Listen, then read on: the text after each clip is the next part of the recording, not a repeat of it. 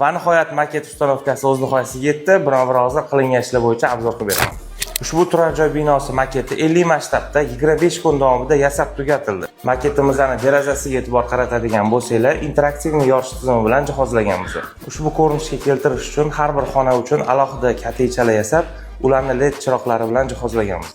Maketimizning landshaftini tashqi omillardan himoya qilish uchun 35 sm-dagi yon himoya oynalari bilan jihozlaganmiz. Maketimiz mebeli, sotuv devorlariga mos bo'lish uchun ushbu rangdagi dekorativ panellardan foydalanganmiz. Sizga ham loyihangiz uchun professional tarzda maket yasash xizmati kerak bo'ladigan bo'lsa, murojaat qilishingiz mumkin. Barcha viloyatlarga xizmat ko'rsatamiz.